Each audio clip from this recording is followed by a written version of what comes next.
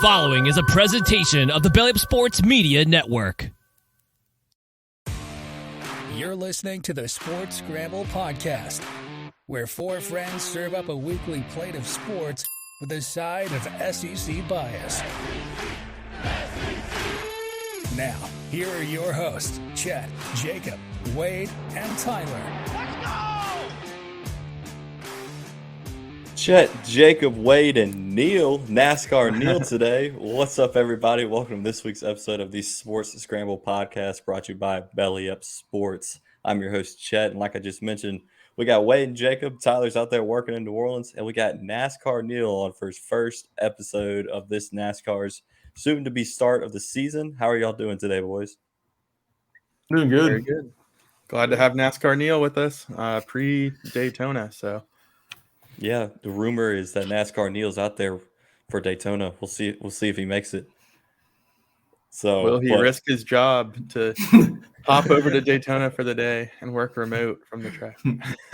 Hey, if that's the case, we got to put that on TikTok. Sports Scramble at Daytona remote. So, Jacob, Wait, speaking of Neil can be that guy with the Ravens fan, you know.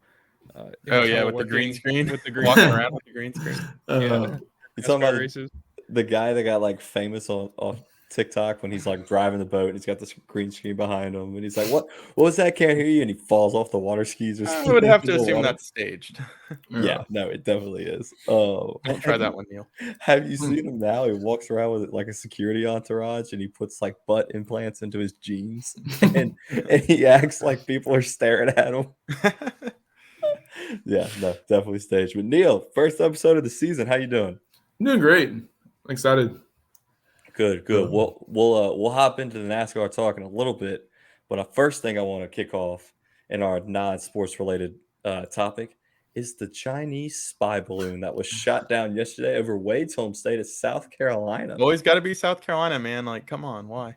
So you had 40 states to hit it, and you let it go all the way to the East Coast. Yeah, over Conway.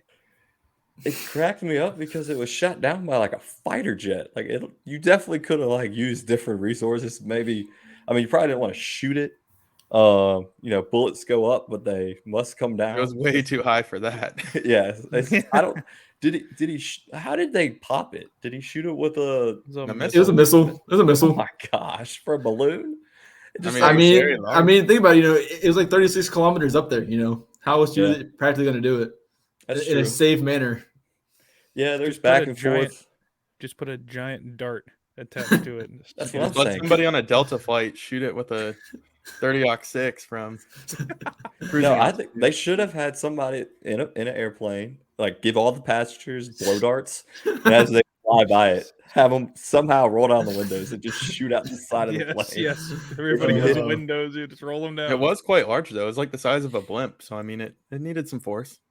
Did it just like fall down? Like did it? Yeah. Yes. Well, they wanted to take it over in the ocean so that it couldn't potentially case, explode on people. Yeah, you got to be careful with those. But Montana has like weather balloons. 500,000 people in their entire state, so they could have taken it over Yellowstone and probably been all right. Yeah. I mean, it also across the entire like plains. All those states are full of empty farmland. So like, give Kansas a little action, you know. I'd beat all of y'all to it and say that they should have taken it down when it entered Alaska. Yeah, I mean, good point as well. Good point. Just kind of like why. Well, there's blame from both sides that it was Trump's fault or it's Biden's fault. If it's Trump's fault, I'm surprised it's been floating over the U.S. for a year and a half at this point. So I don't understand that argument, but I don't know. It's something to talk about on the news. Fox, CNN, NBC, all of them. They got to get their daily politics talk. So I kept seeing videos of like people like replacing, I guess the whatever was attached. They were replacing that with Chinese takeout. Basically saying that it's like, man, I've been waiting a long time on my Chinese takeout. It's been a long time. I've seen a collection of good sports memes where it's like, you know, they clip a baseball player hitting a moonshot and then it like takes down the balloon. And yes, it was I saw one with the Texas guy with The Astros. My name's drawing a blank. Jordan Alvarez. Yeah, Alvarez. I'm hitting a moonshot and the thing popping. I saw one with Jorge Soler in the World Series with the Braves. Yeah. So it's just another day in America. I saw one meme that was like, "I am weather balloon. No harm. Do not shoot." I was like, yeah, that's not suspicious. But it is officially Pro Bowl's wrapped up. It's officially Super Bowl week. You could call it pre-Super Bowl Sunday. We're ready. We got Chiefs and Eagles. And we're hosting a live watch party. Neil and Wade won't be there because we'll be returning from the bachelor party. But I'll get back. Tyler will be on. Futch will hop on once he gets home from Home Depot. And we're going to have a live watch party on our YouTube, 5:30 p.m. Central Time, right when the Super Bowl kicks off, similar to the National Championship watch party. Hopefully we get a better game. We'll be throwing some live betting out there. Tyler will be throwing units down left and right. Maybe we'll win some money like Wade and I did. We'll get to that in a little bit. But head on over to our YouTube channel. Hit that subscribe button, the ding, and a little notification. Sports Scramble Podcast on YouTube. We're going to be posting it on Twitter, making sure the word's spread out. It actually, guys, it was put up in the Belly Up Media newsletter. I just got the email. We're front and center. Sports Scramble Live watch party. So make sure y'all tune in next Sunday. We'll be interacting with the comments. If we had merch, we'd give it away, but we don't. Eventually, we'll get some. We've been teasing it for a while. So, but I mentioned the bachelor party. I got my golf clubs right here. New little backdrop I got going on. Getting them ready for the intense match that we're going to be hosting for Wade's bachelor party. Wade, we'll tell the people what we're doing. Up for some coverage. Hey, I will say I'm going tomorrow to the driving range to hit some balls. So I'm there. We go. Not terrible come Friday. Hey, I'm just gonna let him rip. Hey, Wade, you want to tell the people? But you're golfing regularly though. I don't ever golf. Like I had one lesson last March. Yeah, I don't know if we'd call it regularly, but I think I might be the only one that golfs regularly. On Friday, that is going to hose us. I had a lesson last March. That's the last time I really golf. So let's be honest.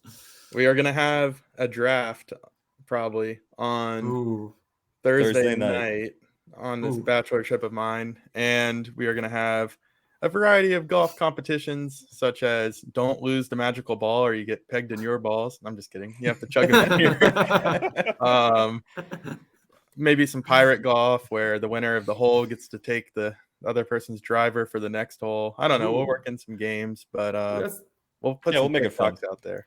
Yeah, because there's 8 of us, and I think only 4 of us have played golf. So we'll make it fun for the whole crew. We'll have it'll be like the Pro Bowl. Exactly. It's a skills competition. Yeah. I mean, the golf pro did tell us it's a C-rated course, so I think we're going to have free range. I called him to make the tee time, and I was like, "Hey, man, I didn't want to say we were a bachelor party because you never know what you're gonna get. If they hang up on you. Like when I rented the Airbnb, I said we were going for a men's retreat, not a bachelor party. So, bring your Bibles. Yeah, we're going for a men's retreat. But I called him and I was like, "Hey man, me and some of my buddies were coming in from out of town. Saw your golf course. Looks like it was in good shape. Wanted to see if we could get 2 tee times back to back." He goes, "I'll be honest with you, man. If you're coming in from out of town, this is not the place you want to play." I was like, "Excuse me?" Way to hype up your business there. He's like, "I'm gonna be honest with you, it's not in shape." Yeah, he was like, "I'll be like, I want to be honest and upfront with people before they pay money to play here." Which it's only like $30 on a Friday morning. Like you can't beat that. He goes, we just got new ownership. We're working on redoing the course. It's playable. It's not, there's much nicer courses around here. And I was like, well, that sounds perfect because we're a bachelor party. Half the guys don't know how to play golf. We're just out there to have a good time. And he goes, "Oh, well then, yeah, come on out, man. How many tee times you need? You're ready. You're set. No problem. This is the perfect place for you." And I was like, sweet. Hey, because the other course was like booked to the 5-minute tee time throughout the day. And we're like, oh crap. I was like, "Do y'all have anything Friday morning, say 11? He goes, "Dude, we're wide open Friday." I was like, I don't know if I should be concerned or if I should be happy. They're wide open every day that ends in Y. Wade, they have steak nights Friday nights in their clubhouse. So maybe if we don't feel like going somewhere, we go back to the golf course. That's right. It was like $20 for a beer and a 12-ounce ribeye. I was like, and 2 sides. It's like, man, 12-ouncer and a 12-ouncer. Yeah, that's what I like to hear. That's not a bad gig there. So, I don't know. We'll see how it goes. I'm sure we'll have some content for the TikTok for the for the sports or the half Sports Scramble bachelor trip. And then we'll get together again for the match sometime in spring. We'll catch an LSU baseball game and play another round of golf. Wade and I will get our revenge on Tyler and Jacob. Hey, maybe we'll go back to LSU's course and play in the glory days. Didn't look too bad a couple weeks ago when I was at the range. I could see some of the front greens, and they actually looked pretty good. So maybe so. Hey, and before we get into the Super Bowl talk, all this golf talk, we gotta go ahead and bring it to you by Piper Golf. I've got some Piper golf balls for Wade this coming week. So we got some in. He'll give him a shot. They will not be used in our golf. We'll let you hit one. Well, if you're feeling good, we'll let you hit them so you don't lose them. But if you head on over to piper.golf and you use code SportsScramble10, you get 10% off your order for tour quality balls at a not tour quality price. Head on over to piper.golf. Use code SportsScramble10 for 10% off. I see Neil typing. He's heading over to piper.golf to get him some golf balls, so he's ready for the match. So let's jump into it. Super Bowl preview. We got the Chiefs versus the Eagles. Tyler, since he's not on the show, he let me know he's picking the Eagles to win. I want to know, Jacob, who are you picking to win this what Super Bowl is it, like 57? 4, I think. 54? Is that what? I don't even know. I don't know. I lost track. I thought it was 58. 58, all right. I don't Jacob, know. while you break it down, I'll look at what Super Bowl it is. Yeah. For me, difference in this game is there ain't too much of a difference. Both the teams are really similar. It's tough. They both have quarterbacks that are elite quarterbacks in the league at this point, both young teams to look out for in the future. I think Philly has the edge in the running game and defensively. So that's a big,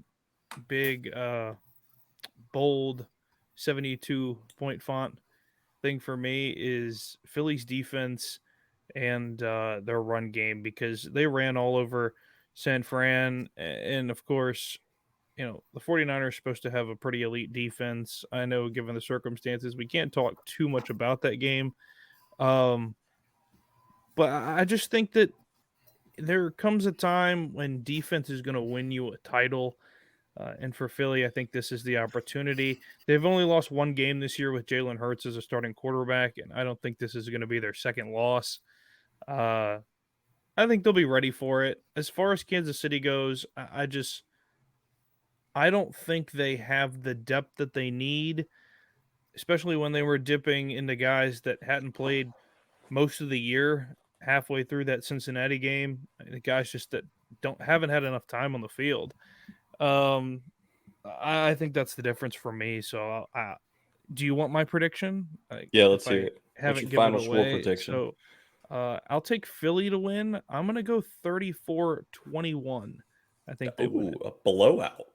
Okay. It is Super Bowl 57. I was right. Threw that number out there and got it right. But I Googled what Super Bowl is this year. Gave it to me in Roman numerals. I was like, that's why I'm Googling what Super Bowl it is. Yes, that was close. Their audience. And then close. Neil said 58. Then the common question after that was, what can I decipher Roman numerals? Like that? That's the most asked question. I don't know. They're getting up there. So, did y'all see that tweet that's kind of made light the past couple of days after it said the NFL was scripted? The guy, he tweeted it like 10 years ago, and he's gotten every Super Bowl pick right. Yeah, that's insane. Which it might have been, I'm starting to think maybe it was Photoshop. And the guy put the date on there, but I think he picked the Eagles to find. Well, I'll look for it. Neil, I want to hear your take. Who you got? Winning I got Eagles this year. I haven't really been sold on Kansas City much all this second half of the season. Yes, I have to give them credit. For making Super Bowl, that's a big enough feat on its own. But I just think the Eagles have been solid all year. Their main issue the last couple of years has been their secondary being healthy. They're finally all back healthy. They're playing really good defense on that end. And then Jalen Hurts is just playing like he did in college. Lights out. making plays when he needs to. He has a few weapons around him, but not too many crazy. I mean, it hurts me to say this. Him having A.J. Brown is huge. That pains me that we traded him to the Eagles. But still, it's working out for them to finally have a good wide receiver he knows he can count on. But yeah. So I'm trying to. So Super Bowl odds. Philadelphia is the favorite. They are. Let's see. I think it's a 2.5. Yeah, I saw 1.5 yesterday on Thursday. I think so. I'm trying to find a. Man, Google's just not working today. That's because you're in the middle of nowhere. It's like not getting me what I want. I want to see that. 1.5 today on FanDuel. Yeah. Eagles are 1.5 point favorites. Wade, let me hear your prediction. Who you got? All right. Well, I'm glad y'all had me go third because I was kind of on the fence and I was going to pick someone based off show production and y'all let it fall right in my lap. I'm going to go with the Chiefs because I just think it'd be asinine to go 3-0 Eagles over Chiefs. I mean, are we really going to discount Patrick Mahomes 2 weeks in a row? I don't know. Yes. I feel like he doesn't need all the weapons. I just think that his talent alone could be enough to get this done. Philadelphia, if they can shut down Travis Kelce, that will go a long way. I feel like that's stating the obvious, but Philadelphia is primed to do that because they also heavily use their tight end, Dallas Goedert. So they understand that. So, if they can rattle Mahomes, I think Jacob's on the right track. It could be a double-digit defeat. But I just think this game's going to be close most of the game. And if it comes down to a one-possession game, you need one drive to pull ahead. I just like Mahomes in that situation. And most Super Bowls are close. So give me the MVP, Patrick Mahomes, in this one. I'm going to take them 31-27 Chiefs. Yeah, I'm going with you, Wade. I'm going Chiefs. To give it a little bit of difference in the show, we got 3 Eagles and 2 Chiefs now. But it's exactly what you said. I think this one's going to be close. And if I got to pick between Jalen Hurts and Patrick Mahomes on the final drive to win a Super Bowl, I'm going with the guy that's been there before. I'm going with Patrick Mahomes. No matter if he's hurt, if his team's hurt, he's going to make it happen. Matchup I'm interested to see, though, is Travis Kelce and possibly C.J. Gardner-Johnson on him. Because, the Saints used to put him on all the top tight ends. So I don't know what the Eagles have been doing this year. I haven't paid too close attention. But I feel like that has the potential to be an insane, just battle all day. So we'll see. I have a feeling Kelce will probably get the best of them. No. I also want to add this, though. I'm partially having to go for the Eagles. My brother-in-law is born in Philly, and he's a diehard fan. So he kind of gave me some influence saying that, for the sake of family, I need to be going for the Eagles to keep them happy at the same time, Be the hater. No. Last time I tried to go against him, LSU got murdered. So I can't do that and say again. We don't have bias on the show. What are you talking about, Neil? We all are unbiased media opinions. Oh, yeah. Definitely not biased. It's not in our intro that we're SEC biased. Which, shoot, if we were all SEC biased, we'd be pick. Well, I guess I don't know if we could pick Jalen Hurts. I don't know if we can claim him. He might be a Big 12 guy. He was seasoned at Alabama, but he was he was baked at and then he got destroyed by the SEC in his bowl game. So you're talking about Jalen Hurts. I saw today. I don't know if it's old news or new news or whatever it is, but I saw today that I guess in an interview with Nick Saban actually suggested Oklahoma to Jalen Hurts off the bat, and basically stopped him before he transferred. Yes, so he stopped him from transferring to Miami and Maryland, which I thought was interesting. That Miami and Maryland would be 2 options for Jalen Hurts. Maryland at that time, it just felt kind of weird. I guess I understand the Miami take because Miami. Sure. I think that Mike Locksley was the coach at Maryland. Mike Locksley was. Okay. Yeah, that was his. I think that was towards the beginning of his start in Maryland after he had left Alabama. But I thought it was strange that Saban suggested him to go to Oklahoma. I guess it was probably based on the success that Baker Lincoln Mayfield Riley. had Yeah. with Lincoln Riley, and Lincoln Riley being kind of a quarterback coach at that point. So I thought it was very interesting that Saban suggested Oklahoma to him when it wasn't even on Jalen Hurts' radar, which I think is I don't want to give too much props to Nick Saban, but if I had to, I would, just because it means a lot for a guy to go outside of your program to suggest you to another top program that ultimately competed against you for national championships. Yeah. Another little interesting tidbit on transfer portal. Stetson Bennett was almost nothing because Justin Fields was on that team and he decided to transfer. So I imagine Fields would have been the guy running the offense if he didn't crazy, transfer. isn't it? He was almost a raging Cajun. He almost came to University of Louisiana Lafayette, but Justin Fields left before spring ball started, and Georgia didn't have any scholarship quarterbacks coming in for spring ball. And so Kirby Smart was literally like, hey, I have an extra scholarship. Will you please come and just be our second spring QB so we can have a spring game, and then you'll be the backup? And he took it. So, I will say though, on the top of Bama, did y'all see how Bama hired their new DC today with Kevin Steele? They on his third stint under Saban.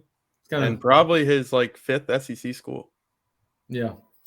And he really wasn't bad at Auburn. I mean, the fact that he was the DC during the 2019 season where they held LSU to the fewest points all year. Like that he's a very talented coach, but him to go back to Bama for the third time, or not, I think it's the second time with Bama, but the third time with Back Saban. to Saban, yeah. He's been at A&M, LSU, Alabama, Auburn, and I think maybe one more. So yeah. Can we speak to the fact that Bill O'Brien went back to New England after leaving Alabama, went back to New England to be with Belichick, and it all seems like it sets up for a nice grand homecoming, where it's, I don't want to say Jimmy G's going to come back to New England, but there's now a 10% chance that it actually happens because Bill O'Brien came back, and it seems like, hey, let's get the old crew back together. And it's a win-win, right? Because Mac Jones also played under him in college. So yeah. Mac Jones. You could have I guess for that 1 year. Yeah, for 1 year. It's there's weird. a lot of free agency going on. I mean, we talk about those are our Super Bowl picks. We got 2 guys for the Chiefs, 3 for the Eagles. Tyler, if you're listening, put the graphic up this week. He's definitely not listening. Well, he's not listening right now. We're not live. So I have one more comment on that though. Did y'all see how there's now a petition to have the Kelsey mother? Yes. Do the coin toss. To me, I let's do it. think Let's that would have be some awesome. fun. I think it'd be awesome. Let's have some fun with it. I think the NFL is scripted. This is why I think the NFL is scripted, is because of things like this. Okay, Arian Foster. No, I'm serious. That's the 2 Kelsey brothers. If it was scripted, then Buffalo would have won the Super Bowl because how much they wanted Damar Hamlin. Let's be honest. That's the storyline that would prove it scripted. I think that's too obvious. Making it too obvious. They've already purchased all the T-shirts. Here's what's going to happen. Late season incident happened. In 3 years, when the Bills win the Super Bowl, Damar Hamlin's going to have the game-sealing interception, Tracy Porter style, for the Saints with 3 seconds left. Exactly. So that is really scripted. The Kelsey brothers have the #1 trending podcast in America. I mean, it's pretty good though. Let's be honest. This is long before this. Not as good as ours, but it just seems like it was all there. But it's just kind of weird. I don't know. And I bet you Jason Kelsey's wife gives birth at the Super Bowl because she's bringing her OBGYN as her guest. Wow. She's 38 weeks pregnant. So oh my gosh. I bet you she gives birth there at the Super Bowl. And Jason Kelsey has to choose between staying in the game or going to see his third child at the hospital. It's a game-sealing drive. He's going to leave to go see the wife give birth, and Jalen Hurts is going to get sacked. They're going to fumble the ball, and the Chiefs are going to pick it up and run it in for a touchdown. And I was thinking more of along the lines where they just put Jason Kelsey in the backfield on a 1-yard run and just hand it off to him, and then freaking chaos happens, and all of a sudden Everybody's Like, climbing poles in Philly. everything happens at once.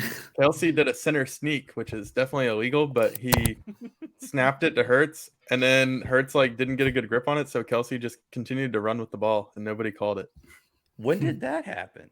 in the game.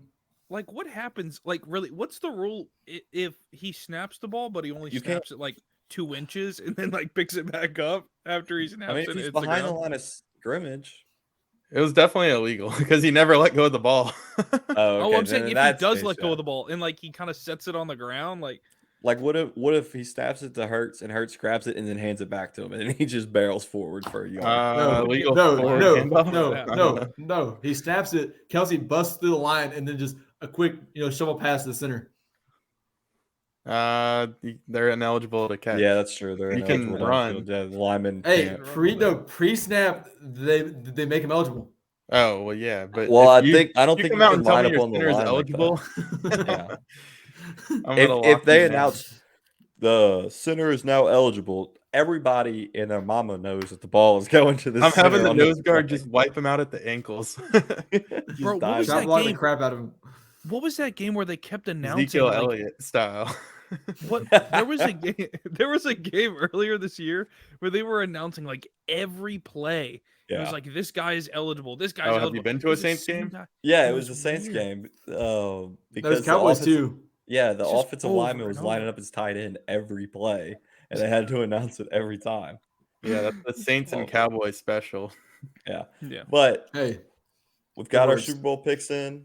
We'll have the live watch party starting when the Super Bowl starts. So if you're listening, make sure you come tune in to our YouTube channel, hang out with us in the comments, interact with us, drop us a subscribe. We try and get those subscriptions built up over there. And yeah, we'll have a good time. We had a fun time for the national championship. People were telling us it was more entertaining than the actual national championship. So we strive to do it again for you for the Super Bowl. Other NFL news: Sean Payton traded to the Denver Broncos. I think the Saints got absolutely fleeced. They should have asked for more, but everybody has their own opinion. So Saints now have a first-round pick. Boys, do we think they're going after a quarterback? They fleeced Yes. themselves. I Yes. mean, they're gonna try, have to. but I don't know who's gonna be there at 29. I think they should trade up. trade back and build up for next year. Okay, Wade wants to build. I think they should just take somebody and then tank and draft Caleb Williams next year, as Tyler also feels. Of course, Tyler feels that way. That Just is sit Alvin Kamara That does out. not surprise me one But bit. Tyler's gonna mope and whine about the Saints season all year long next year, even though he Oh, yeah. just said like hey, it's gonna be one of those. But There are definitely 2 or 3 top. Like this is a you could probably trade your first-round pick and Michael Thomas to somebody in the top 10. I mean, Kamara, Kamara too. I'd keep Kamara. Michael Thomas. needs to Trade go. him away. I think Michael that they Thomas is could more valuable to you. give up that pick, and if they truly are one of the 5 worst teams in the league next year, there are going to be like 4 QBs that should go 1 through 4 in the draft. So if you commit to that, it should work. But Well, Jaden Daniels. Fudge. Michael Thomas, I think, is more expendable than Kamara because you've got Chris Olave. I mean, you've got your number 1 wide receiver right there. Kamara, who else do you have at running back? Here's the problem. Running backs, I think, are easier to go get, and I think that's proven, especially Sure. in the draft. Like, how many good running backs have we seen come out and Especially automatically this year. become RB1? Like, in the Jets' defense, I know Le'Veon Bell Travis exactly Etienne over wasn't the there in cream of the Jaguars. crop, Yeah. but they had Breece Hall, their number 1 guy, who I picked for Rookie of the Year before he, tore his ACL and everything else in his leg. Yeah, but you look at Najee Harris, Breece yeah, Hall, I mean, Najee Harris, Breece Hall. all Travis Etienne. it's a Again, very they come deep out and running start. back class this year too. Yeah, So and it just seems tough. easier to go get one. So if you're gonna do something, I think you make a move at running back. I feel that Michael Thomas is kind of somebody that they've nursed to get to the point now where they can use him. And if you wasted that much time trying to get him back to this point, there's no way you can turn around and trade him. The Saints have made terrible decisions. This is just another one. I just think it's stupid that it just seems dumb in the first place with the whole contract with Sean Payton. was a mistake to begin with. I think they screwed themselves 3 years ago, and it's just now coming back to bite them in the ass. And this is a prime example. He's getting paid by both teams. Yeah. I mean, which is beyond me. And the Saints have He's worked it out to nothing. where he's got a chance to win a Super Bowl now. The Saints arguably have nothing. I mean, they basically got nothing for giving Sean Payton away, and they're still paying him. I'm thinking, you got screwed, and then you got screwed again. So all they can do is go and find a decent running back, and I think hopefully get a third or fourth round quarterback. Your top priority, I feel like you got to find a quarterback for this year because Andy Dalton and Jameis Winston aren't going to. But you're not going to get him in the first or second round. That's my thing. The Saints, there's no way they're going to be able to pull the trigger there because there's nobody available at that point for where their pick is. Do you think Derek Carr could revitalize his career in New Orleans? If the Saints want to go all in for one more year while the Buccaneers are seemingly rebuilding, the Falcons and the Panthers are still kind of at their level, I think you do a move like that, or you go get Garoppolo, someone that can come in and play right away, and maybe take a flyer on a guy like Hendon Hooker in the 4th round or something. I think that would be a good moderate move, but I still think if you could either have a quarterback that slides all the way down to number 29, or you could trade out for someone who wants to come get that quarterback who slides down to 29, that's what I would do. And that would make that trade for Sean Payton even more bountiful. I mean, I might not have read the whole terms, but I don't think they necessarily got screwed. I mean, I just think trading a first-round pick and a second-round pick for a coach, I think the Broncos gave up a lot. I mean, well, we traded them the coach and our second-round pick, so like they're or our third-round pick, one of them, basically like I don't like throwing in the third rounder. Yeah, it's just the way that Mickey Loomis was talking mad game, like, oh, we expect 2 first-round picks and blah blah blah for him to go out and say, what's like your last 29th pick in the first round or 28th. But he's a 60-year-old coach who took a year off, and honestly, the offense looked like shit for 2 years. But the thing about it is he's still a top 10. He's still a top 10 head coach, and that's the thing about it. And Russell Wilson was a top 10 quarterback a year ago. Things change. Like I just feel like I don't think the value is there as people think it was. I think I agree with you. Like I agree with you, Wade, that I think the Saints probably need to go after somebody like Hendon Hooker, and it's going to take draft day moves in order to make that happen. That's their only hope. And I think if you're going to do that, you might as well just start him right off the bat. New season, start a rookie quarterback if he's healthy, or somebody else if they're at rookie quarterback. Start him and just let it go and just let him develop. And if you end up Max Duggan, baby, if you just end up only winning 5 games or 6 games, then that's what it is. And you've got a decent pick next year and just start building back. I mean, so many teams have done that. So they have picks in every round except for 6. They have 2 5th round picks. So you could definitely, I mean, I have a feeling Hendon Hooker, obviously he's going to slide due to his ACL injury. And I think you take a chance on him unless you get someone like Derek Carr or Jimmy Garoppolo. Well, you could do both. I feel like if a guy let him sit behind a starter for a year. Like those guys they're young enough that if they took off, they could start for 5 or 6 years still, but break the bank for Geno Smith. And those guys all have some serviceable years. I think Geno's done. Geno's going to sign another contract with the Seahawks. I mean, he's already said they're on good terms, I think, and I think that's a done deal. I think they're just talking money at this point. It's just, I mean, someone's Lamar Jackson. I mean, that would be. So I want to add this though. What you said, whether you're saying like just get somebody late. If you're gonna do that, though, there's no really need to go out and trade for somebody else because just have him sit behind. Andy Dalton. He's not a bad quarterback by any stretch of imagination. He is not good, but he isn't a bad guy to sit behind and learn from. Yeah, I guess. If you are going to take a quarterback this year, there's no need to trade for one or sign a big free agent. Well, I think a Garoppolo or someone would be a low risk investment. Yeah. I mean, but the real question though is who's going to Tampa now? A lot of money. Who's going to Tampa? That's the real question at this point because they got their guy. What's his face from Florida? Kyle Derek Carr goes Let's go. I think I mean, I can definitely see that. I'm curious to get into that market to see how they're taking that in the coming weeks. Whenever I end up getting down that way, I'm hoping to hear some local takes on that whole thing. Hopefully I'm there. We'll get some inside scoops from NASCAR Neil down there in Tampa. I mean, I'm just hoping I'm there close enough to the retirement. They're still talking about it, at that point. So my only thought with it all is that if they go and try to get somebody like Derek Carr or Jimmy Garoppolo, how much money do the Saints have? And if that happens, they're going to have to give somebody away. Oh, yeah. I don't think Kamara or Michael Thomas or something. Yeah. There has to be somebody big included in the trade in order for them to have Jimmy G's a shot free at free agent.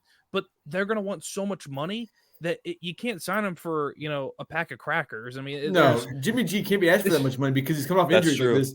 I mean, this is like third injury in the last 5 years. He can't be asked for too much money. The only problem is, Neil, it's a free country. You can ask for however money you no, want. But he's not going to be like dumb though. I mean, but you can ask for that money, but you know that you're never going to get it. I mean, I could walk out the street and ask my neighbor for $2 million. It doesn't mean he's going to give it to me. Here's a thought. It depends on how much you can convince him, Neil. Since the Eagles and the Saints are so intertwined, considering what's that Gardner Minshew? Bring him here. That's what I'm saying. He's young. I'd take him in a heartbeat.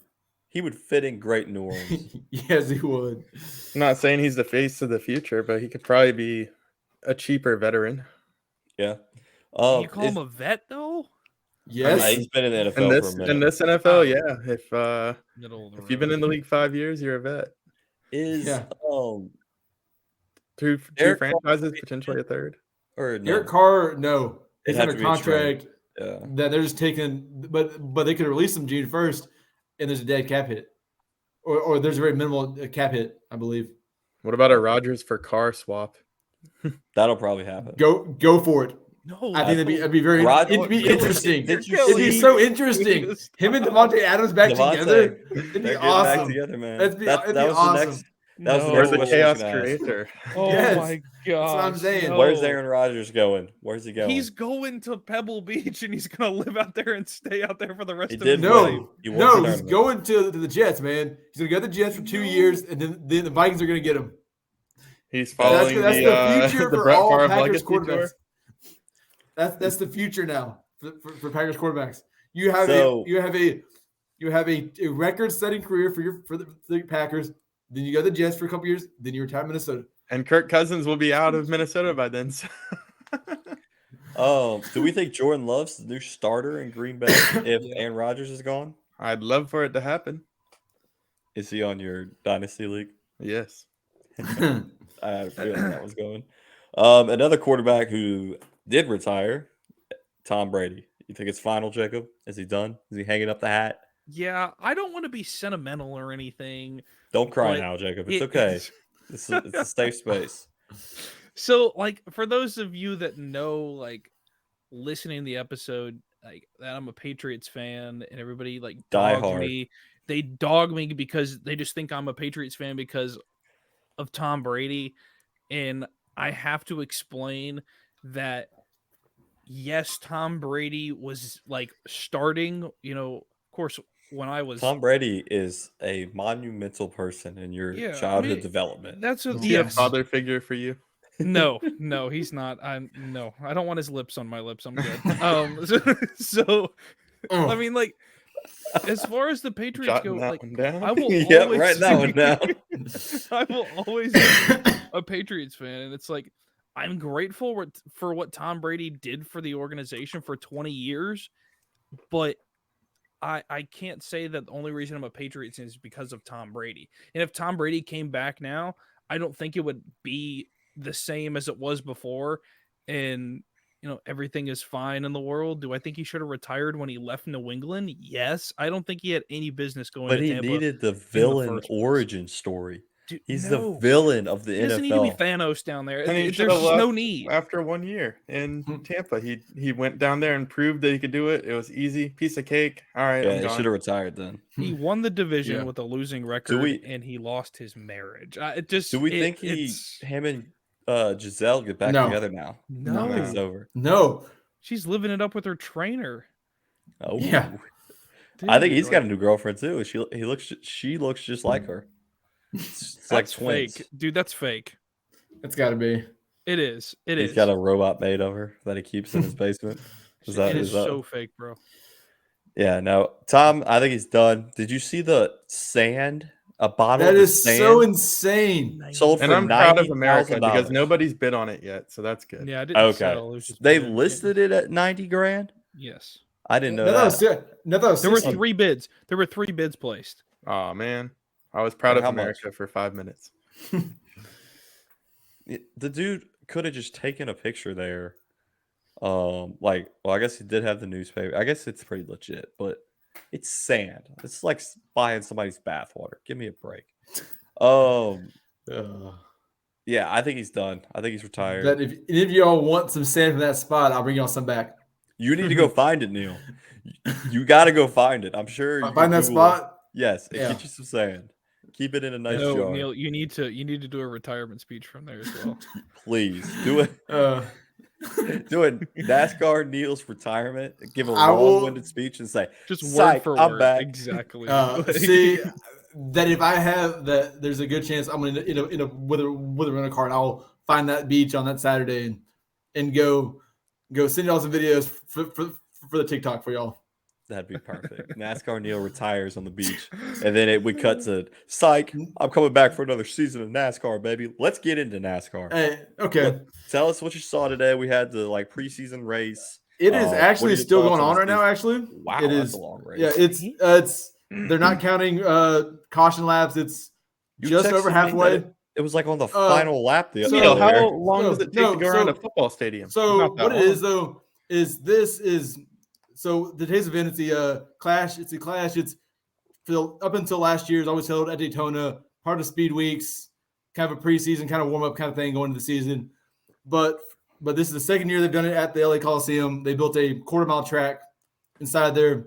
Looks beautiful, But for this event, they're kind of going back to the roots of short track racing, grassroots racing, where they had 4 heat races where the top 5 people moved on to the final. Then they had 2 last chance. If you didn't make the thing, then you got a chance to race your way in kind of situation. That's what I texted you earlier. It was the end of the second last chance qualifying.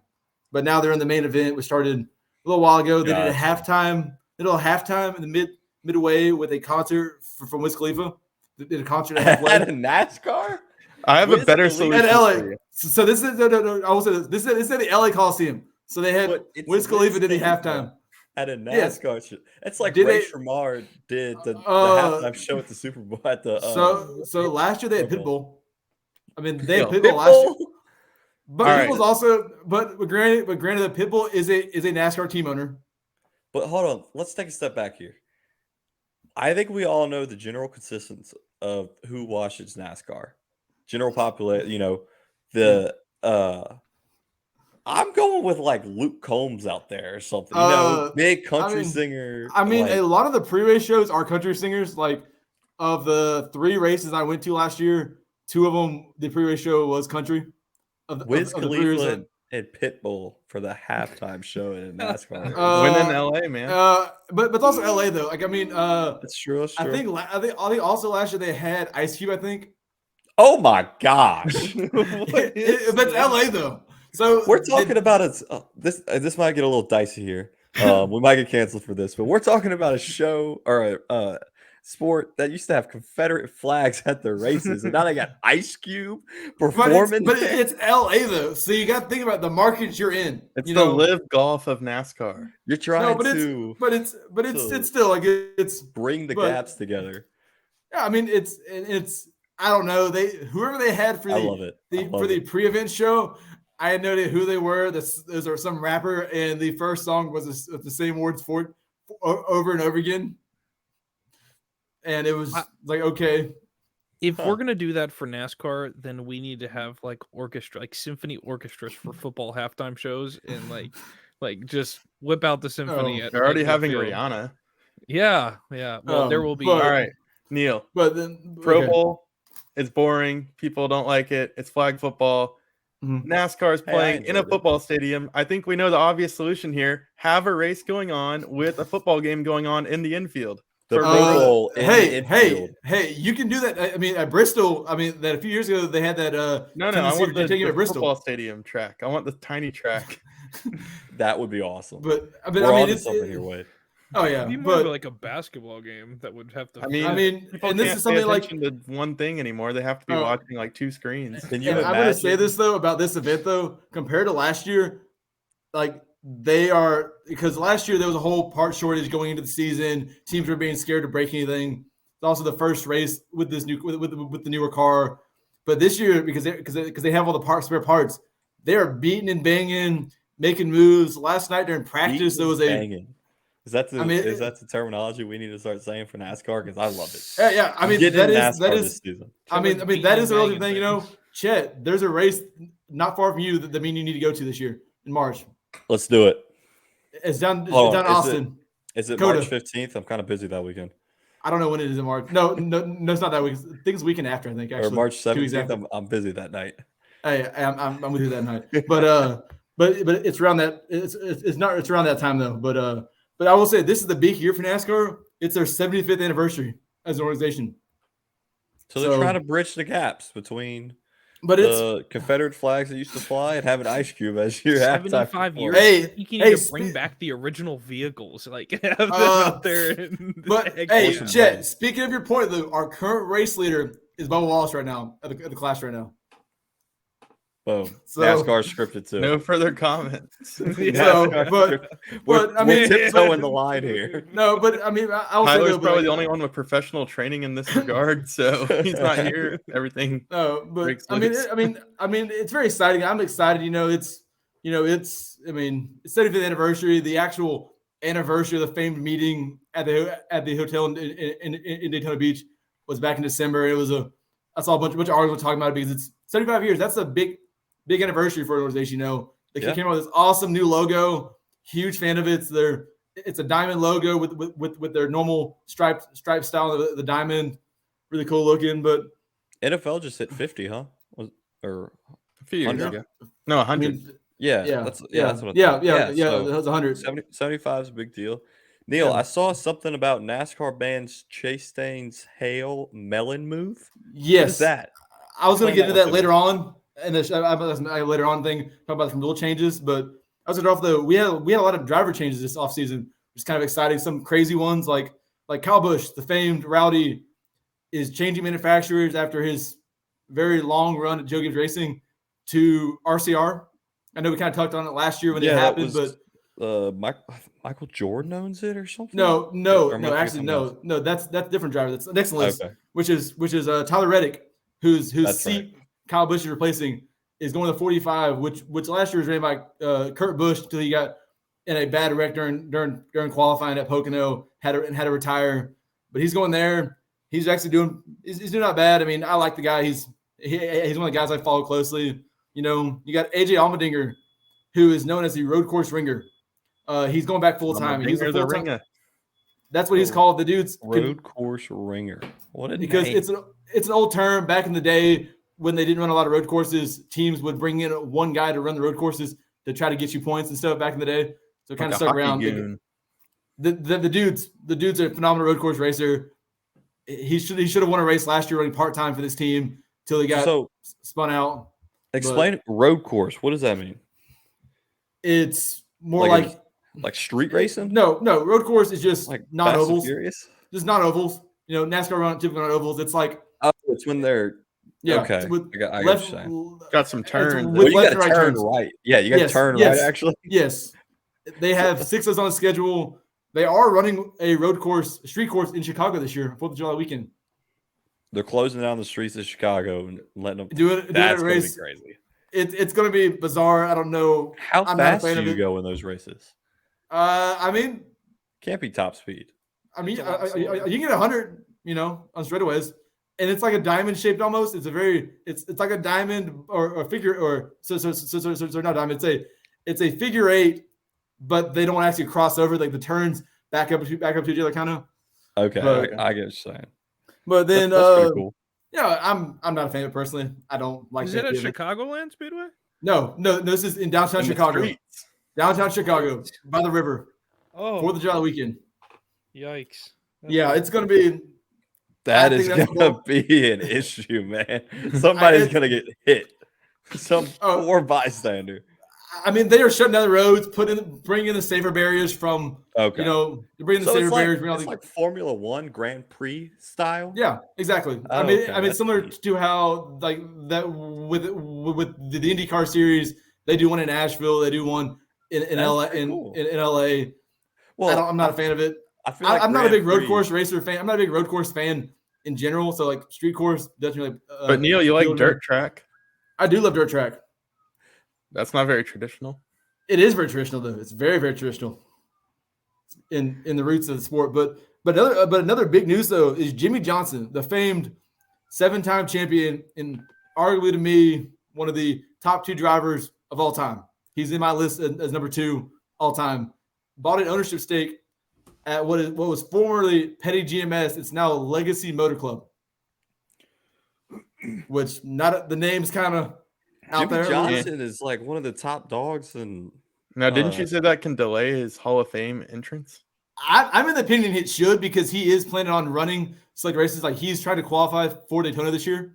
He's actually trying to qualify for it this year. So he was retired though. He was retired. They allow him to like race certain ones. He can come back. I mean, it's like I mean, like it's one of those things. Like if you can find a team that they'll put you in a car, he bought an ownership stake.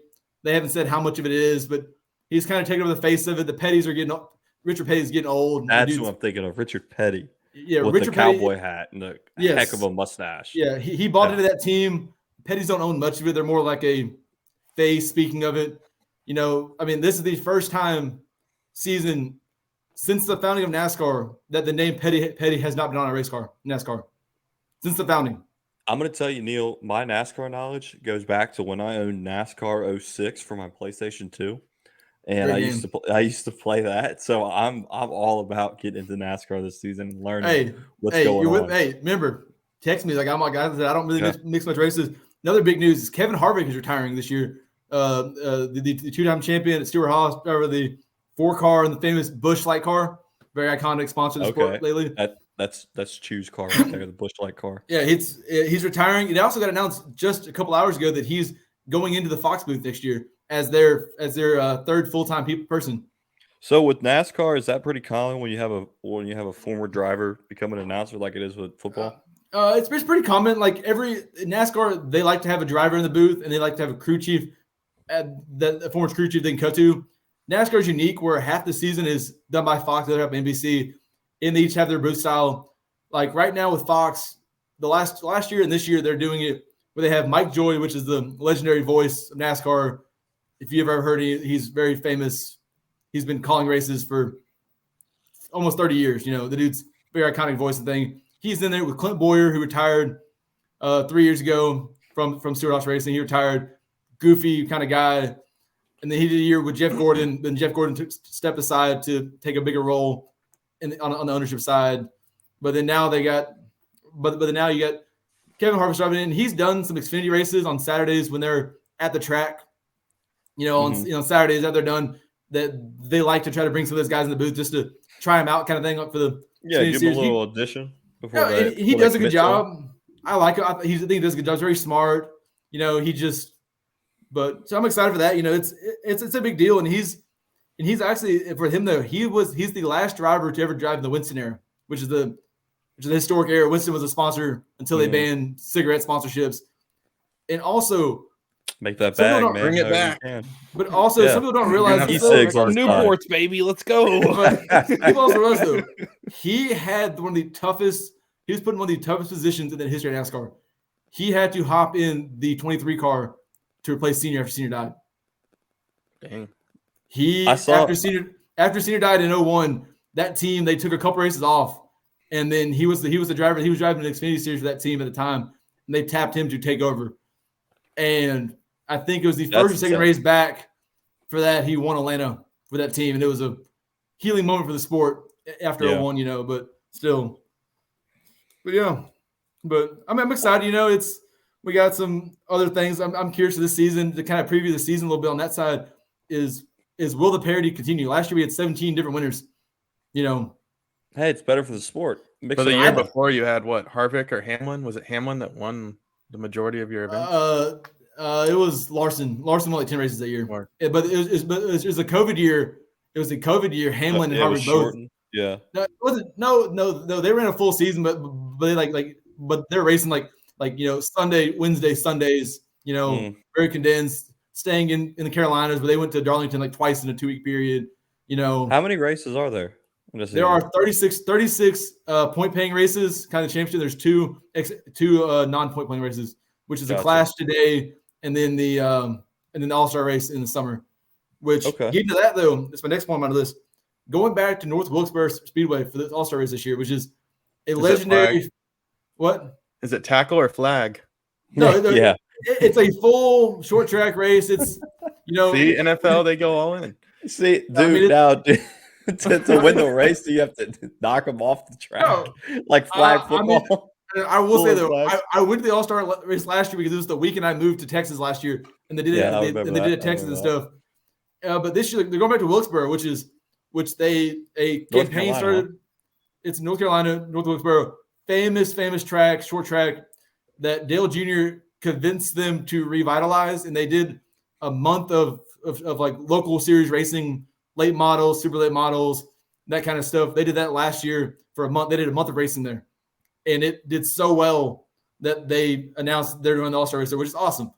Do the All-Star race there. It's not going to pay points, and it's not going to be a full field race. Go somewhere cool like that, do something different, similar to the Clash. Like, I'm cool with the Clash being at LA because it's not point paying. It doesn't really matter if it racing's bad, but go for that. I'm excited for that. It's going to be fun, And then, Chet, you asked me to go the Hail Melon. Yeah, the Hail Melon. So that was the nickname given by Jeff Gluck, who's a NASCAR reporter, for the move he made at Martinsville Speedway last year, where he ran the wall around corners of 3 and 4 at Martinsville to get in the playoffs. I remember seeing that when he just smokes it and just around everybody. Yeah. That was the nickname they called that. They did actually make a rule change. They just said that falls under an existing rule of an unsafe action. Makes sense. Because unsafe. No, but like true. No, but like it falls under the intentional that could cause that could have very well gone really wrong. Especially if you ever look up Mike Harmon's wreck at Bristol, hitting the entry gate at Bristol, where the guy gets car explodes, or Michael Waltrip's hit at Bristol. Like, if you hit that, there's a gate in the corner there. If you hit it a tad wrong, you could very well die easily. Especially if you've got a lot of cars around you. I think that you should be allowed to do that move, because if you're crazy enough to pull it off, you should be able to reap the benefits. But I mean, and that was a 1 in a million chance. The other major rule change, which I am dying for, I've been a big fan of them doing it. I'm so excited. Is they're removing the stage caution at road courses this year. Okay. Which y'all don't understand this, but in NASCAR races, the races split up into 3 stages. The 600 has 4 stages to make it even number. But it's pretty much if you finish the top 10, you get points from 10 going down to, based on where you finish and stuff. And then they throw a yellow, and everybody generally goes into pits. But the last few years at road courses, they noticed, because of the length of those races, people would kind of game the system where they'd pit early, because of those races are so long that you wouldn't lose a lap if you pitted early, kind of thing and stuff. Mm-hmm. But now they decided for this year they're going to they're going to wave a green-white checker or a green-white checker flag at the end of the stage and stay green. But the 1 through 10 still gets their points, but there's no caution there. So it's going to put more strategy into it. I'm excited, especially at some tracks where a caution lap takes 15 minutes because it's just such a long track and you're only going so slow. Yeah, so it helps speed things up. 40 miles an hour. And it's to me, I hated how drivers would try to game the the term they call it short pitting, where you try to pit ahead. So you're where say you pitted early on 1, that it puts your head after 2, kind of thing. It's just kind of a way to set you up where you're at the end. But now they're just going to wave the flag and you do it, which I'm excited for that. It's going to be fun. But then Daytona, it's 2 weeks. I'm excited for you to go to Daytona. Hopefully, that's hinging on the what do you call it, on the track action.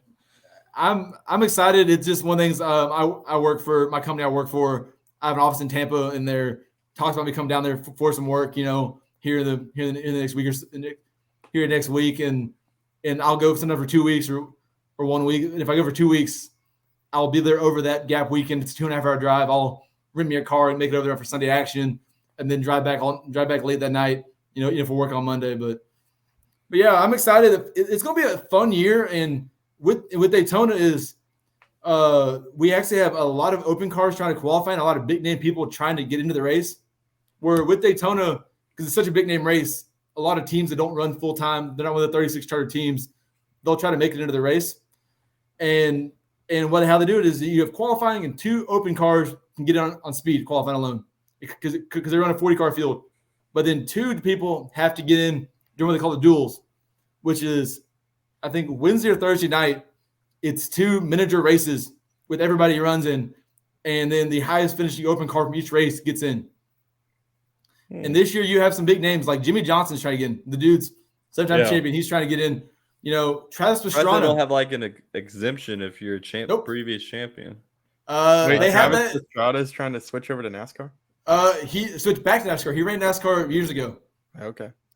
He's running for 2311, which is Michael Gordon, which is Michael Jordan's team and stuff.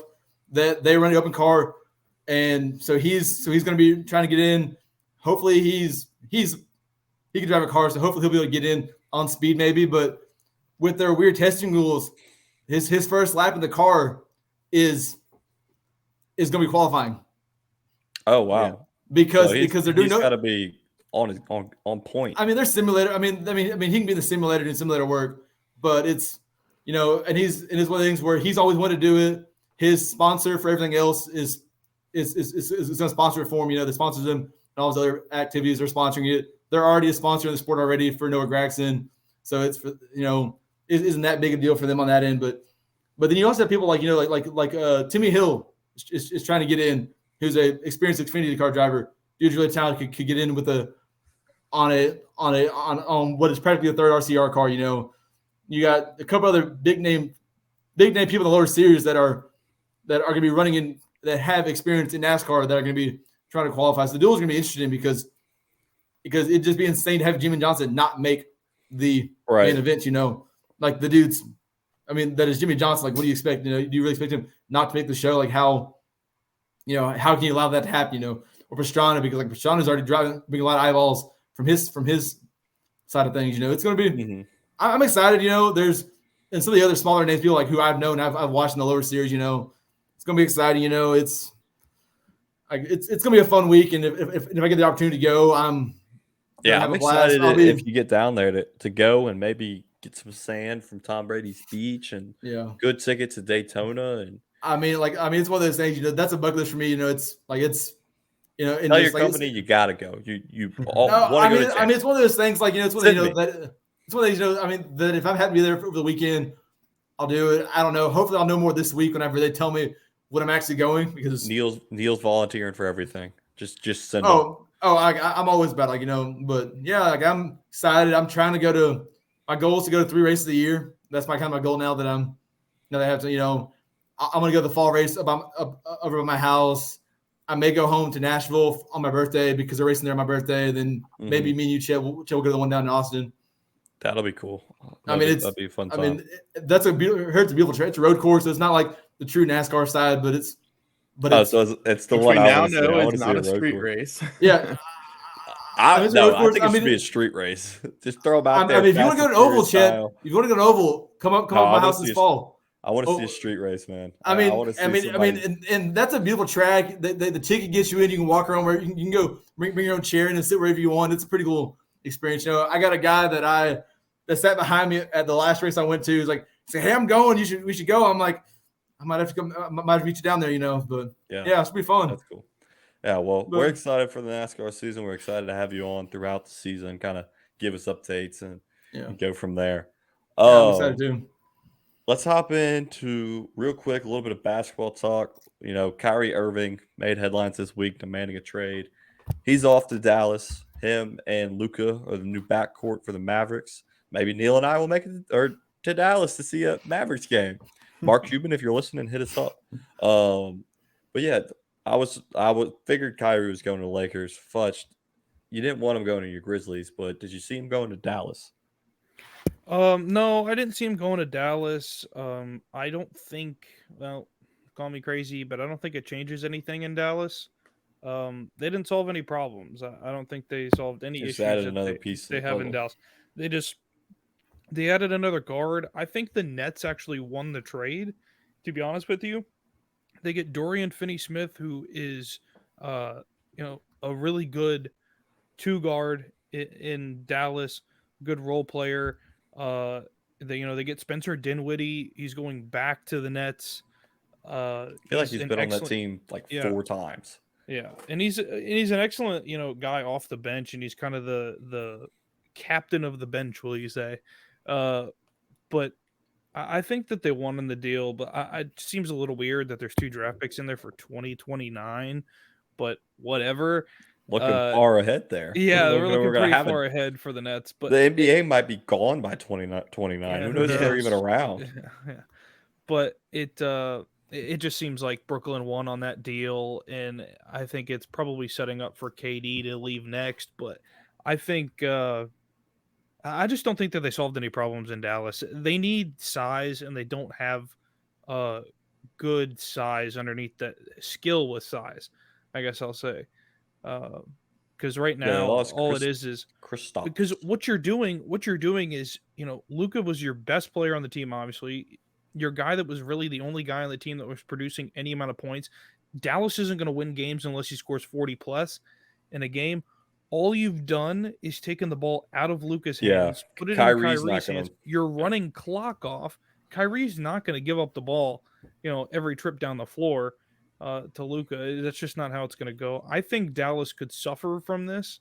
To be honest with you, they'll probably I'll say they make the play in, but I think it hurts them. Yeah, I don't know why you'd want, if you have playoff aspirations, why would you want to bring in a distraction when you don't need a ball handler? Can Kyrie Irving even play in all the stadiums? Yes. I know he's been a big thing with he wouldn't get the COVID vaccine and big controversy there. Hey, he's home free in Texas. That's true.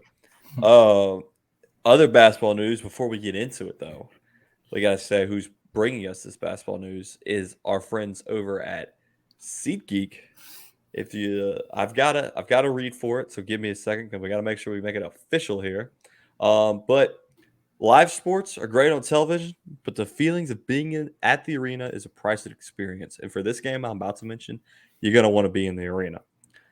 That's where our friends at SeatGeek come in. They're here to help you find the best tickets at the best prices. Not only can you get tickets to sporting events, but you can also get tickets to concerts, comedy shows, musicals, and more. Me and Neil, when we go to that NASCAR race, probably going to use SeatGeek. But now you can save with our promo code BellyUpSports. You get $20 off your first purchase. All you have to do is go over to SeatGeek.com and our promo code BellyUpSports, one word, and you at checkout, and you save $20 off your first purchase. SeatGeek, life's an event. We have the tickets. So the event that I'm luring to is the number 1 ranked South Carolina Lady Gamecocks taking on now the number 2 ranked LSU Lady Tigers. Super Bowl Sunday, 1 o'clock. The LSU beat A&M today. South Carolina, I think, won. Stanford lost. They were the previous number 2. So now that aims for LSU to move number 2. We got a 1 versus 2 matchup to end the season on Super Bowl Sunday. Wade, I'm not going to talk to you that day because you're a South Carolina Gamecock, and I can't have that bad juju messing with our Lady Tigers here. LSU's got the opportunity to go undefeated. That is the last game. I'm not. No. They still have some more games. I thought this was the last game. No. Oh, I was about to say they have the opportunity to go undefeated. They still have like 10 games. There's no way. Yeah. They've got They're like 17 and 0. They got to play like 30 games. Are you serious? Yeah. They've only got 5 more games after this. Okay. You got South Carolina at Sunday at 1, then Ole Miss, Florida, Vanderbilt, and Mississippi State. It's going to be a duel.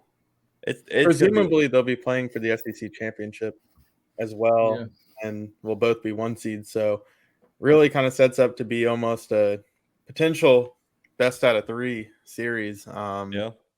between those two teams. But it's good for the SEC to, have 1 and 2. Yeah, the 1 and 2, and just to really be the consistent brand for women's basketball. We saw Mississippi State kind of come out of nowhere. We saw South Carolina come out of nowhere. It was always UConn. And it's good to see Baylor. them putting some resources and money into it. And, I mean, if you win, the fans will come. LSU packed the house the other day, and they're selling out the women's games more than they're selling out the men. They're not even selling out the men's games. Hypothetical. If they run the table, they go undefeated, they win women's March Madness, they don't lose, and they're undefeated. Perfect season. Does this team beat, like the really good UConn, UConn teams? Definitely. This to me, if I'm of the opinion, if they do this though, it would probably put Mulkey number 2 best women's coach of all time at this point. To win championships at different schools like this, and to win was it 3 she won at Baylor? Like, it kind of wants to put her above the UConn coach. I mean, and maybe above Pat Summitt, which is, for me, someone who grew up during the Pat Summitt era in Tennessee. That's almost sacrilege. No matter how much I hate Tennessee, that is sacrilegious for you to say that. See, I despise Tennessee athletics, but as the two of them could attest, I despise Tennessee sports athletics. University of Tennessee sports. But Pat Summitt was just magical. But she is that good, though. I think, and her to do this in year 2 at a new program, that was horrible. That was bottom horrible. That says something. Don't we have a player who hasn't had a double every game this season? Yes, Angel Reese. She had one today. Yes, it's insane. So there's a big controversy right now for Louisiana politics. Always just crazy, corrupt, going on, a whole bunch of stuff. Getting in the way. It's supposed to be Dale Brown Court in the PMAC, and now the governor is involved, and they're going to name it Dale Brown Sue Gunter Court, who was a famous women's coach. If Kim Mulkey wins the championship this year and they go undefeated, I'm sorry, but see you later, Dale Brown. See you later, Sue Gunter. She deserves to be on the court. She's the only one that's won a national championship in that arena. Put her name on the court. Also, you throw the fact, though, that's part of why she left Baylor was because they took the naming rights from her. Exactly. So put her on the court. If she comes in and goes undefeated, clean sweep. She's build everybody a statue. She's something else. I will say though, she's such a fiery person all around. That I've met her once or twice. Oh, she's awesome.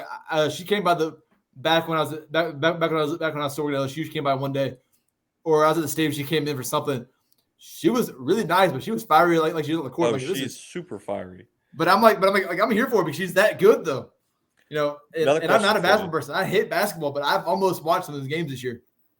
Watch some of the games. Well, if there's one to watch, it's next Sunday. It's Sunday at 1 o'clock. That's for sure.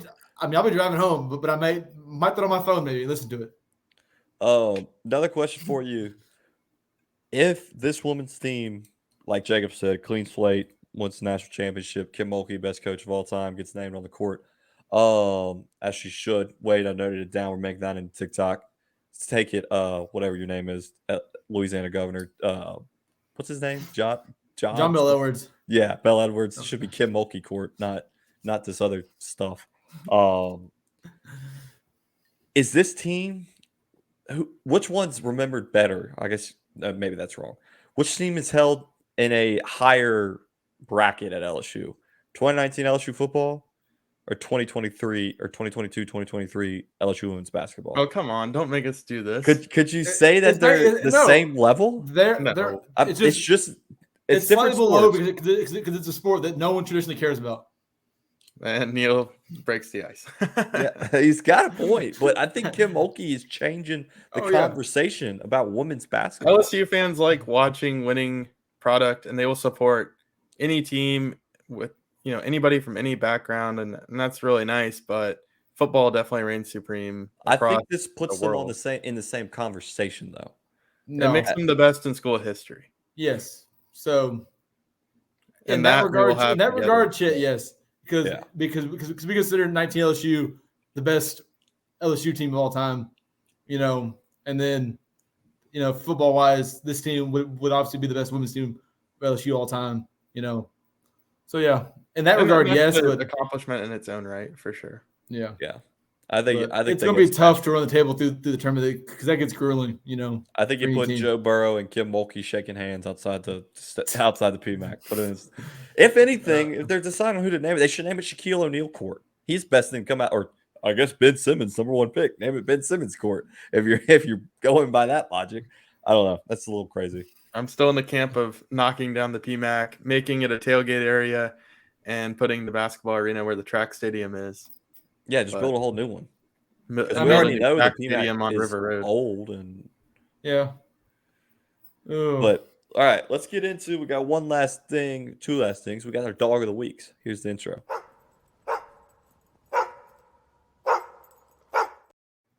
Dog of the week. We'll kick it off with Tyler since he's not here. He messaged me. He's got Cam Thomas put up 44 points coming off the bench for the Brooklyn Nets. Will probably be the starting point guard now that Kyrie's got the boot. And I'm going Jalen Ramsey in the Pro Bowl, laying the heat on Tyreek Hill. Forgot it was a flag football game. Really wasn't on purpose, but it looked cool. Knocks him out. Futch, who's your dog of the week? My dog of the week, I'll stay in the NFL football realm, and I'm going to go with Derek Carr. Not only for wearing NFL gear instead of Raiders gear, but for also his comments during the skills competition the other night when asked by Ryan Clark that he's like, have you ever been this hot, in Vegas? Because, of course, the skills competition was in their training facility there. And that was their training facility? I think that was in their training facility. I think it was in the stadium. No, it was the training facility. Oh, today. I'm sorry. Today was the stadium. The skills competition. Today was in the stadium. But his comments with Ryan Clark after he was asked if he's ever been that hot in Vegas, and his response was, no, he said, no, probably not. So that's why he's leaving. So I thought that was a pretty ballsy move by him. Yeah. And I said that is perfect. So he's my dog of the week. Wade, who you got? I'll keep it in the Pro Bowl realm. I'm going to go Trey Hendrickson because the only Pro Bowl action I watched him catch 5 punts in the air. 5 footballs in his hands, catching a punt. And I just can't imagine gripping 5 footballs while fielding a punt that's like... Oh, at one time? I hate to break this to you, Wade. That's... Neil does it on a daily basis. No, I'm saying a lot of people can do that. I watched everybody else fail at 4. So shout out to Trey. I'm just saying. Trey Hendrickson, the D lineman on the bench. Yeah, they had all the big guys fielding punts, and every time they caught the ball, they had to keep it. And he did it 5 times. He's got a broken hand. Neil, last but not least, as a guest, who's your dog of the week? I'm going a little out of the way here, and I could regret this at a half hour. I'm going with Ryan Preece right now. This dude, first race in Cup, is currently leading the class right now with about 44 laps to go. The dude's was towards the back to start with and has got away up front. Has defended on 3 restarts now. So we love an underdog.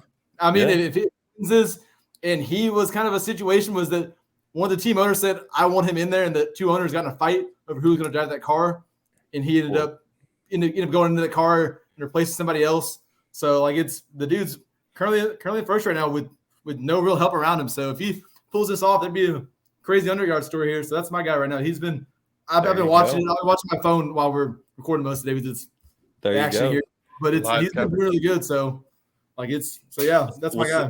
We'll see if he finishes out.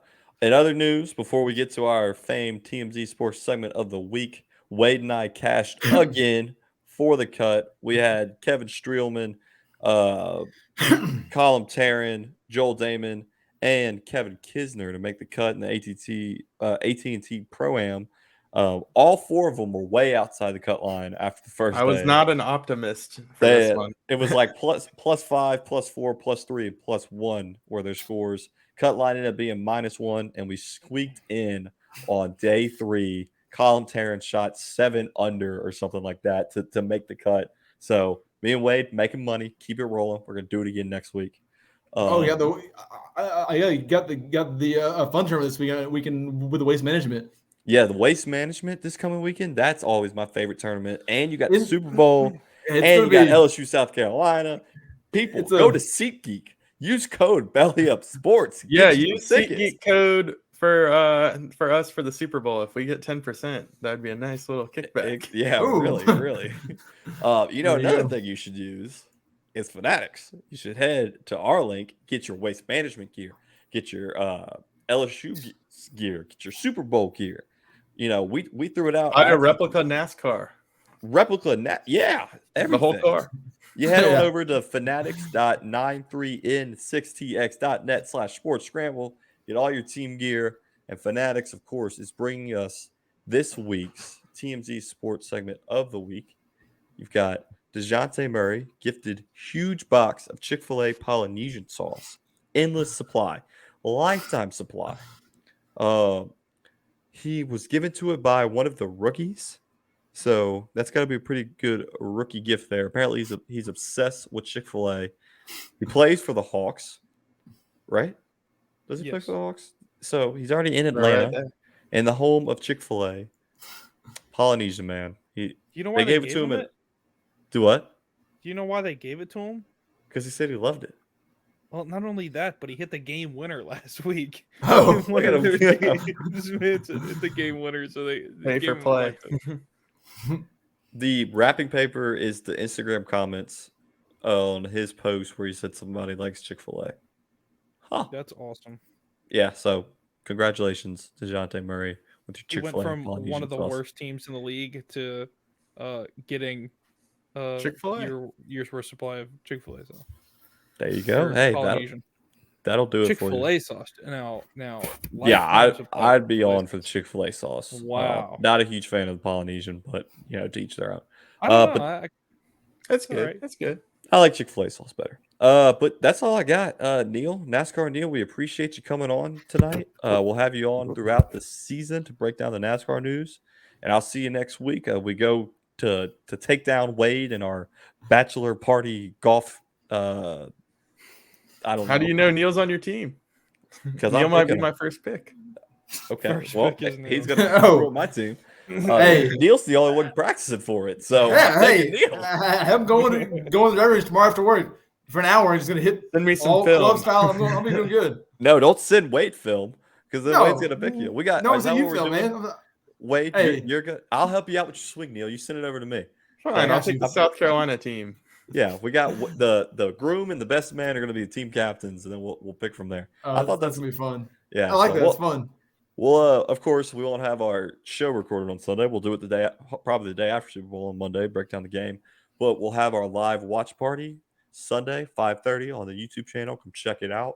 Of course, you can always find us Tuesdays when we upload the YouTube and the audio. You can find college football coast to coast live on Mondays. Jacob, we sticking with that schedule as we go through the off season?